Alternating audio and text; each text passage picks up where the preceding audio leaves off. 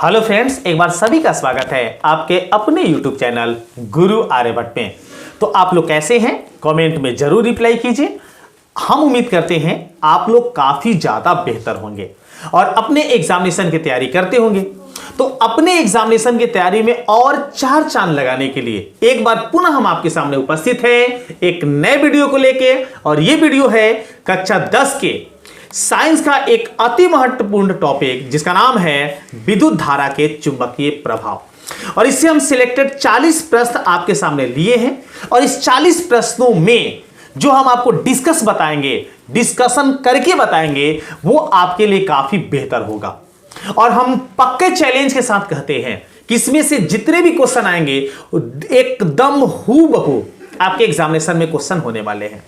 तो बिना वीडियो को स्किप किए आइए वीडियो को देखते हैं और शुरू करते हैं और जानते हैं कि इस 40 प्रश्नों में जो मेरा पहला क्वेश्चन है वो कैसा है। ये रहा आपके स्क्रीन पर। पहला क्वेश्चन स्क्रीन पर आ चुका है। जवाब अगर पता होगा कमेंट करेंगे, नहीं पता होगा समझेंगे। प्रश्न क्या है? विद्युत फ्यूज विद्युत धारा के किस सिद्धांत पर कार्य करता है?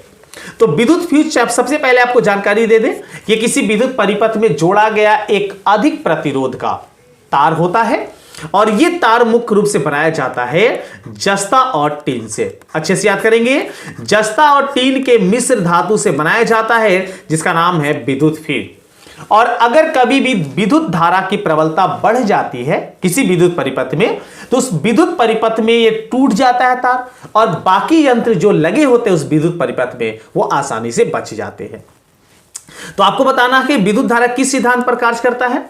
तो ये कार्य करता है ऊष्मीय सिद्धांत पर, क्योंकि ऊष्मा बढ़ने से ये जल जाता है, गल जाता है और टूट के धारा की प्रबलता को बहने से या प्रवाहित होने से रोक देता है और यंत्र बच जाते हैं। तो पहले क्वेश्चन का राइट आंसर होगा ऑप्शन नंबर ए। चलिए आगे हैं अगले प्रश्न की ओर। अगला क्वेश्चन आपके स्क्रीन पर है दूसरा नंबर। सवाल क्या है, जवाब क्या होगा, आइए डिस्कस करते हैं। 1 किलोवाट घंटा किसके बराबर होता है? 1 किलोवाट घंटा। देखिए सिंपल सी बात है, इसको संकेत में kWh के नाम से जानते हैं और इसे यूनिट के नाम से भी जाना जाता है। तो किलोवाट घंटा किसका मात्रक है? तो ये ऊर्जा का बाबू व्यवहारिक मात्रक है। अच्छे से याद करेंगे, किलोवाट घंटा जो है वो ऊर्जा का व्यवहारिक मात्रक है और इसका वैल्यू जूल में कितना होता है? क्योंकि ऊर्जा का ऐसा ही मात्रक आप पढ़े होंगे जूल होता है। तो जूल में अगर इसको कैलकुलेट करते हैं तो आपको पास आता है 3.6 गुना 10 के पावर 6 जूल, अर्थात ये सही है ऑप्शन नंबर सी में। प्रत्येक क्वेश्चन में हम आपको डिस्कस भी बताते हैं, उससे जुड़े कुछ अन्य क्वेश्चन भी आपको समझाने का प्रयास करते हैं ताकि उनसे जुड़े जो क्वेश्चन होंगे ना वो आप आसानी से समझ जाएं और आप एग्जामिनेशन में अच्छे से अच्छे अंक ला सकें।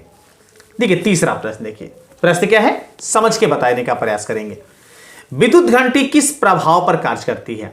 विद्युत घंटी जो विद्युत धारा के प्रभाव से ये कार्य करती है और इलेक्ट्रिक माध्यम से घंटी बजती है। तो ये विद्युत घंटी जो होता है ये चुंबकीय प्रभाव पर सिद्धांत पर कार्य करता है, अर्थात इस प्रश्न का सही आंसर होगा बाबू हमारे ऑप्शन नंबर सी। चलिए आगे चौथा प्रश्न क्या है समझिए। लघु पतन के समय परिपथ में विद्युत धारा का मान होता है। पहले समझिए, लघु पतन को ही इंग्लिश में हम लोग कहते हैं शॉर्ट सर्किट। शॉर्ट सर्किट जो होता है, जो अर्थ और फ्यूज के तार एक साथ सट जाते हैं तो वैसी घटना को हम कहते हैं लघु पतन। और इसी से जुड़ा एक और घटना होता है जिसको हम लोग कहते हैं ओवरलोडिंग। तो ओवरलोडिंग अलग है, ये लघु पतन की बात हो रही है। तो लघु पतन में विद्युत धारा का मान जो होता बहुत ज्यादा बढ़ जाता है। तो ये दिया गया किस ऑप्शन में? सी ऑप्शन में। मतलब इस प्रश्न का सही आंसर होगा बहुत अधिक बढ़ जाता है ऑप्शन नंबर सी। चलिए अगला क्वेश्चन पांचवा, देखिए एकदम आज के सेशन में मजा आने वाला है। अगर मेरे चैनल पर नए होंगे तो जरूर चैनल को सब्सक्राइब कर लीजिए और इस वीडियो को आप अपने सभी दोस्तों को शेयर कीजिए ताकि सभी लोग इस वीडियो को देख के लाभ उठा सके। प्रश्न क्या है पांचवा बाबू, देखते हैं। डायनेमो का सिद्धांत आधारित है। डायनेमो ये जनित्र के सिद्धांत पर कार्य करता है। पहले तो मतलब इसमें जो है किस ऊर्जा को किस ऊर्जा में बदला जाता है ये भी आपको याद रखना चाहिए। तो डायनेमो जो होता है ये यांत्रिक ऊर्जा को, याद रखेंगे, ये यांत्रिक ऊर्जा को कन्वर्ट करता है किसमें? तो विद्युत ऊर्जा में। यांत्रिक ऊर्जा को विद्युत ऊर्जा में या विद्युत में कन्वर्ट कर देता है। तो ये किस सिद्धांत पर कार्य करता है? तो ये सिद्धांत है विद्युत चुंबकीय प्रेरण के सिद्धांत पर। मतलब इस प्रश्न का मेरे प्यारे आंसर होगा ऑप्शन नंबर ए। मेरे प्यारे बच्चों, एकदम 5वें का राइट आंसर आपका हो जाएगा ऑप्शन नंबर ए। आ गया छठा क्वेश्चन जो लिया गया, हम डायनेमो से आपके सामने लिए हैं। डायनेमो से ही इस प्रश्न का जवाब देना है। प्रश्न क्या है देखिए, डायनेमो से किस प्रकार की धारा प्राप्त होती है? काफी अच्छा क्वेश्चन। तो डायनेमो में अगर आप वलय जो लगा होता है, खंडित वलय जो होता है, अगर आप एक खंडित वलय लगाते हैं, आधे आधे खंडित वलय लगाते हैं, तो वो एसी करंट उत्पन्न करता है। और दो अलग अलग वलय लग जाते हैं, दो अलग अलग, तो उससे डीसी उत्पन्न होता है। अच्छे से याद करेंगे। मतलब प्रत्यावर्ती धारा भी उत्पन्न किया जाता है और दिष्ट धारा भी उत्पन्न किया जाता है। तो इसका मतलब इसका सही आंसर होगा दोनों धाराएं, दिष्ट और प्रत्यावर्ती दोनों। छठे का राइट आंसर होगा ऑप्शन नंबर सी। चलिए सातवां देखते हैं। सातवां काफी अच्छा क्वेश्चन है। प्रश्न क्या है समझते हैं। विद्युत बल्ब में कौन सी गैस भरी जाती है? तो विद्युत बल्ब, चूंकि विद्युत बल्ब जो होता है, जैसे आप बल्ब इस तरीके का देखे होंगे, तो इस तरीके का जो बल्ब होता है, इस बल्ब में यहां गैस भरी जाती है, इसके अंदर की हवा निकाल के। तो कौन सी गैस भरी जाती है? तो इसमें निष्क्रिय गैस भरी जाती है। अन्य गैस भरने से इसमें जो फिलामेंट लगा होता है, ये फिलामेंट भंगुर होके टूट जाता है। और ये भी पढ़े होंगे कि ये जो फिलामेंट होता है किस पदार्थ का बना होता है? तो ये बना होता है टंगस्टन का। ये बना किसका पदार्थ का होता है? टंगस्टन का। टंगस्टन का संकेत कितना होता है बाबू? W संकेत होता है। और टंगस्टन का गलनांक कितना होता है? तो लगभग 3500 डिग्री सेल्सियस। इसका गलनांक होता है 3500 डिग्री सेल्सियस। ऐसे इस प्रश्न का सही आंसर कौन होगा? ऑप्शन नंबर सी, निष्क्रिय गैस भरी जाती है। आठवां देखिए, आठवां समझिए प्रश्न का जवाब क्या होगा।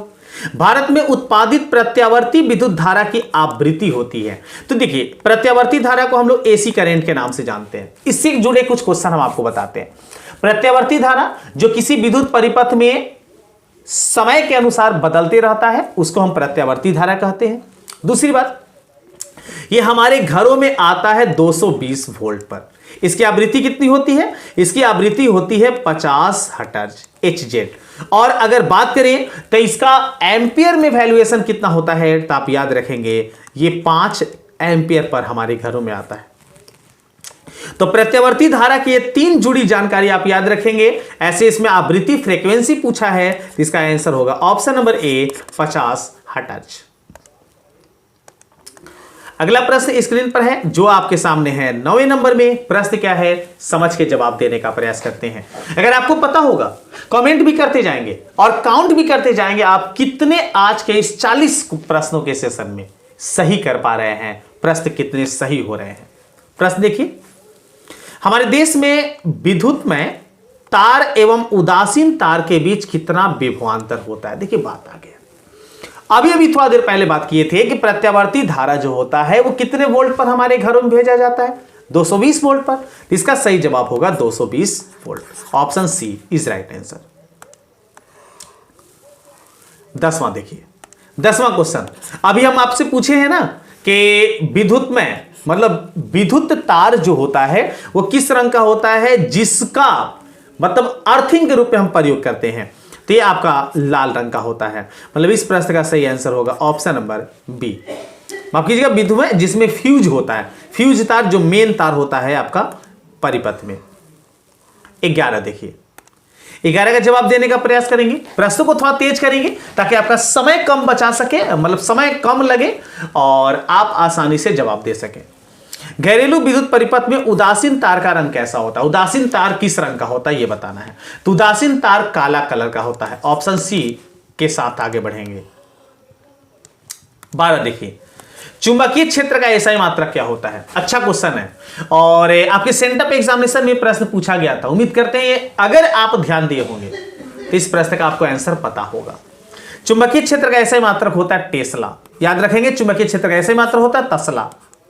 भोजपुरी है लेकिन आप के सामने सही आंसर होगा टेस्ला। अगला प्रश्न देखिए, अगला प्रश्न स्क्रीन पर बाबू 13 नंबर प्रश्न क्या है देखते हैं। विद्युत चुंबकीय प्रेरण की खोज किसने की थी? विद्युत चुंबकीय प्रेरण की खोज करने का श्रेय किसे जाता है? तो ये खोज किए हैं फैराडे नामक वैज्ञानिक के द्वारा खोज किया गया है। ऑप्शन ए के साथ चले बढ़ते हैं जल्दी से आगे। अगला प्रश्न स्क्रीन पर है 14 नंबर। जवाब क्या होगा समझ के बताइए। प्रश्न क्या है? दी गई वोल्टता के स्रोत से जुड़े किसी चालक में प्रति सेकंड उत्पन्न ऊष्मा होती है। तो ये जो उत्पन्न ऊष्मा होती है वो धारा के वर्ग के समानुपाती होता है। ऐसी बात याद करा दें हम आपको, उत्पन्न ऊष्मा, अगर उस ऊष्मा को H या U से दर्शाया जाए तो U का वैल्यू होता है I²RT। अब इस वैल्यू को याद रखिए। अगर आपसे पूछा जाए तो ये ऊष्मा जो होता है किसके समानुपाती होता है, तो आप याद रखेंगे I² के, उसके साथ साथ प्रतिरोध के और उसके साथ साथ समय के। तो यहां पर बाकी ऑप्शन नहीं है, धारा के साथ ऑप्शन है, इसलिए इसका सही जवाब होगा ऑप्शन नंबर बी, धारा के वर्ग के समानुपाती, धारा के स्क्वायर के। ये सूत्र अगर याद रखते ये वाला तो आपको सब चीज पता आराम से चल जाता है, किसके समानुपाती और किसके वर्ग के समानुपाती। 15 देखिए, निम्नलिखित पदार्थों में कौन चुंबकीय पदार्थ नहीं है?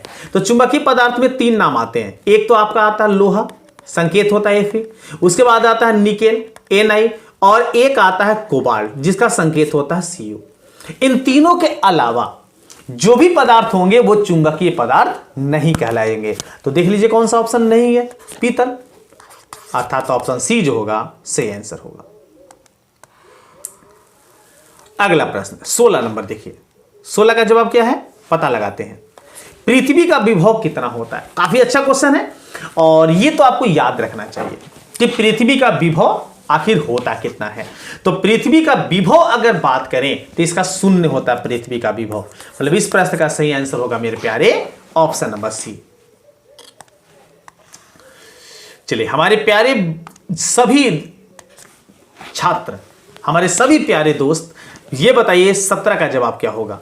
चुंबकीय बल क्षेत्र का एसआई मात्रक, चुंबकीय बल क्षेत्र का एसआई मात्रक पूछा है आपसे, तो इसका हम सही आंसर बताएं। चूंकि ये टेस्ला के रूप में ऑप्शन नहीं दिया है, इसका सही जवाब हो जाएगा न्यूटन प्रति एम्पियर मीटर। और ये किस ऑप्शन को टच करता है देख लीजिए, ये दिया गया है 4 ऑप्शन में, डी ऑप्शन में। मतलब इस प्रश्न का सही आंसर हमारे प्यारे हो जाएगा ऑप्शन नंबर डी।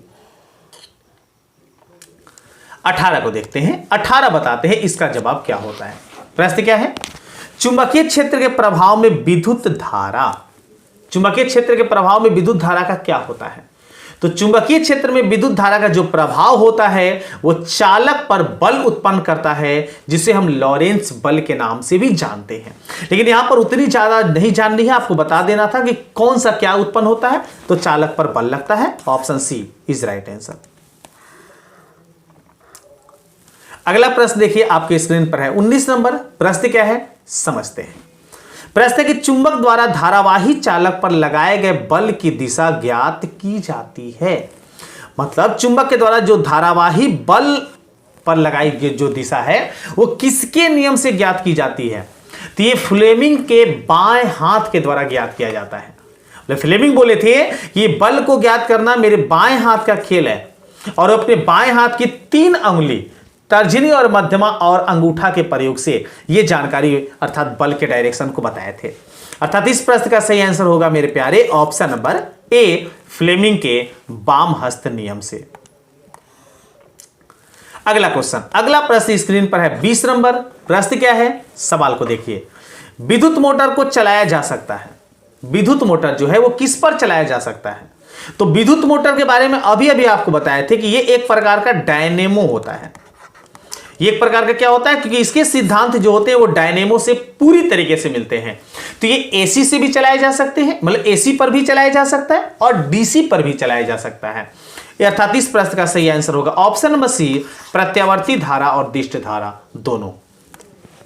अगर और टॉपिक से आपको अगर क्वेश्चन चाहिए तो इसके लिए हम एक प्लेलिस्ट बना चुके हैं, जिसमें आपके फिजिक्स के जो चैप्टर है उसके प्रत्येक चैप्टर वाइज ऑब्जेक्टिव क्वेश्चनों का स्पेशल सीरीज इस चैनल पर अपलोड पहले ही किए जा चुके हैं, और उससे प्लेलिस्ट का डिस्क्रिप्शन बॉक्स में हम आपको लिंक दे भी दिए हैं। अगर कोई भी वीडियो आप नहीं देखे हैं तो वहां से जाके उसे आसानी से देख सकते हैं।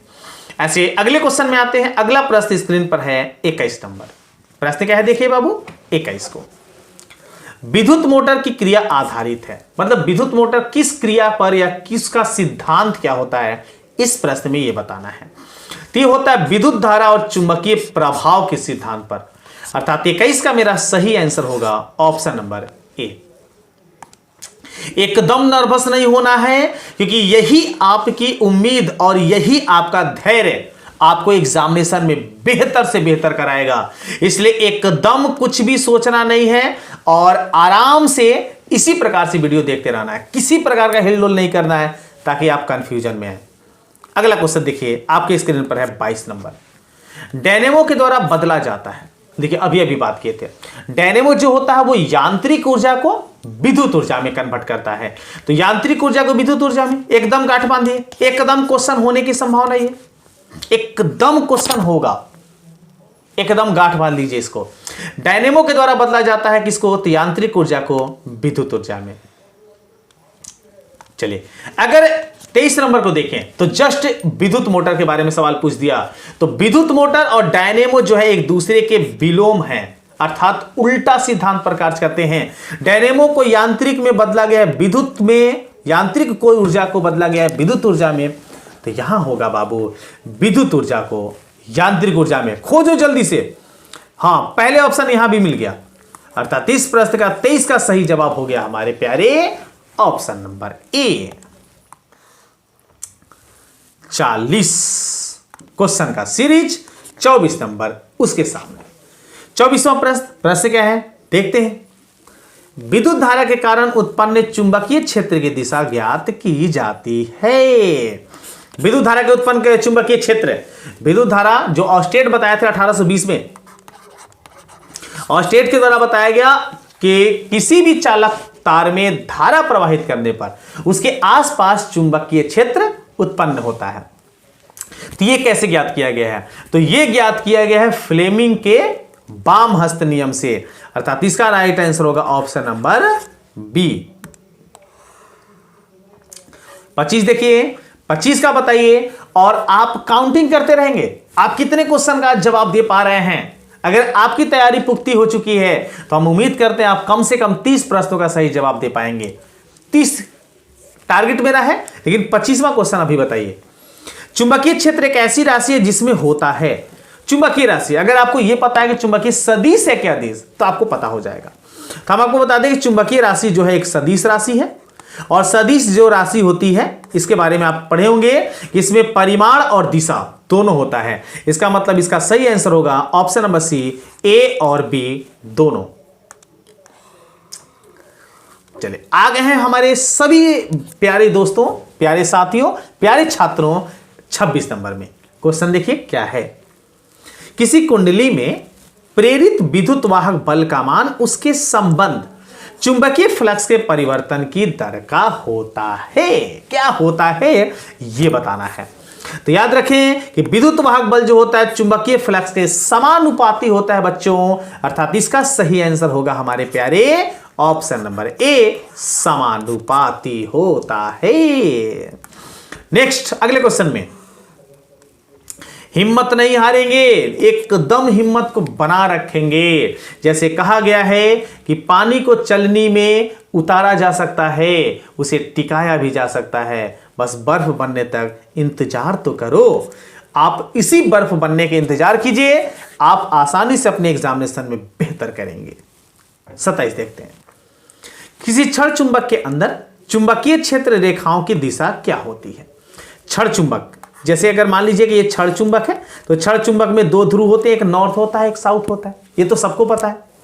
तो इस क्षण चुंबक के अंदर चुंबकीय क्षेत्र रेखाओं की दिशा किधर होती है।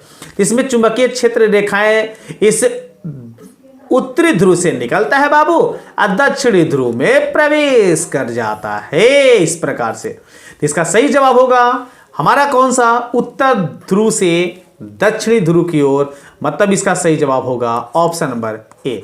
ऑप्शन ए के साथ आगे बढ़ेंगे।